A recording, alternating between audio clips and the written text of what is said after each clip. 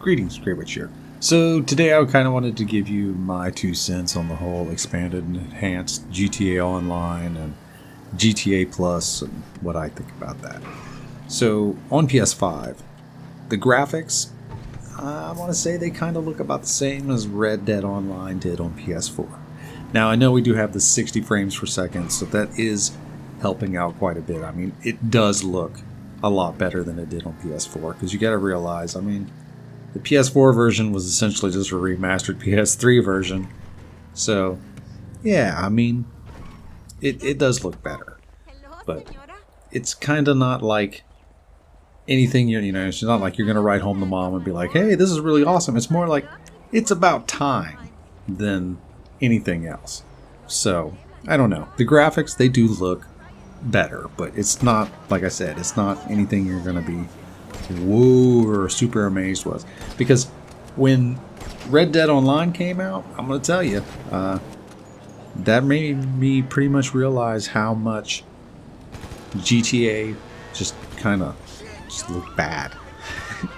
That's basically what it did. Red Dead Online made GTA Online look pretty bad, and you were just like, oh wow, that is basically just a remastered PS3 game. So, you know, so basically that's what it is. But anyhow, now sound-wise, it's a bit better. Now, it seems to be a bit more clear, definitely a lot more definition to some of the sounds that were more muted on the PS4.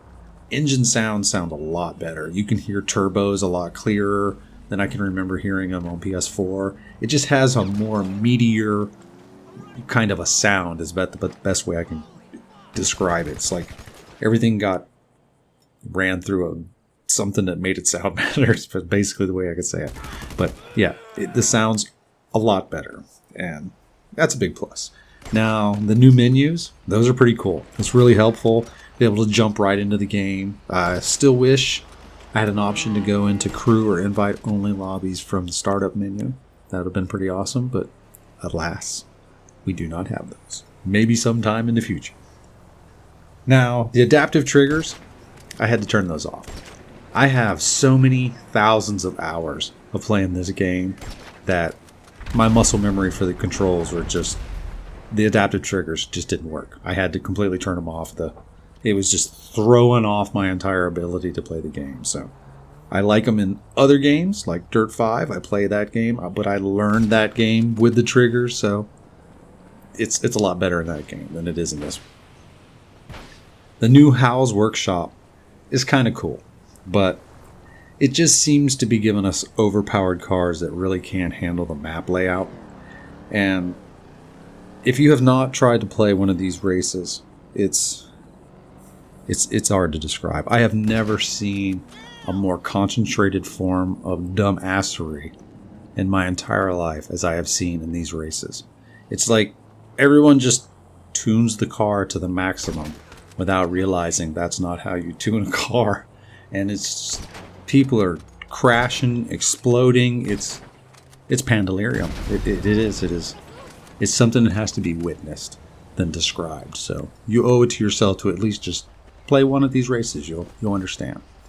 And see, the thing was, I was one of the main people who really wanted this type of race, the multi-class races, motorcycles and muscle cars and supercars and stuff like that. That's cool as hell. But the way that they did it with the upgrades and the street races, it's not working out right. It just, I don't know, it feels kind of rushed or just pushed into something that shouldn't have been. I don't know. Just me. Now, the new paint jobs are already boring. They should have added the 3 new schemes of paint jobs, like color flip, prismatic, and anodized, with the ability to pick any color that we already have. That way you can just go through and pick your color and then choose the option like prismatic, color flip, or anodized and go that way. But having just 10 paint jobs is weak. There's, like I said, it's boring. I've already painted 10 cars with them, and I'm like, yeah, I don't really want to paint anything else with those because they're pretty bold paint jobs. So you really would like, it'd be awesome to have more colors or just more option of colors. Now, the car we got for free for transferring over from PS4, that was kind of cool. But players like me You know, us OG guys who've been here since PS3. We should have gotten something more. I mean, I've had this same character since PS3. I transferred this character over to PS4. Then I transferred that one from PS4 to PS5. They should have given us something just a little extra, you know, a little something nice, but no, we didn't get anything. So that's kind of a bummer. Now, GTA Plus. I know there's a lot of people who are just like, this is the stupidest thing I've ever heard of, but I'm not gonna lie, I have no problem with it. It's no different than buying shark cards. And I buy them all the time, so it's no real issue. I'm going to get stuff every month, like $500,000 cash, maybe a free car, some clothes and stuff like that for $6 a month. It's not really an issue with me. I spend a lot of money on other games that I play. I have a bunch of free games that I play where pretty much every DLC is something you have to buy. So that's not really, you know, it's the type of player I am. It doesn't bother me. People who can't afford to do stuff like that, I mean, you're going to have to grind. I had to do it for a long time. I can remember with friends just grinding for hours doing missions just to get upgrades for cars. So, yeah, it's, you know, part of the game. I mean, everybody's like, well, it's kind of like a money grab. It's like, the whole game is a money grab. I mean, have you been playing this game? It's ridiculous how much stuff costs now versus how much it didn't cost. The heists have ruined the price scale of this entire game. Because here's a perfect example. The Dinka Akuma motorcycle. You can buy it for $9,000 and it's hands down the best bike in the game for racing. There's no other bike in the game that can compete with it. It's just the best. And everyone in the game can afford it. It doesn't matter what rank you are. You can get $9,000 and own this motorcycle. It's awesome. But if it came out now, it would be easily $3 million and locked behind paywalls of a property and probably like 6 or 7 missions. So that's just the way it is now. That's the way this game is. And until people stop playing it, it's going to be until it gets released on the next whatever.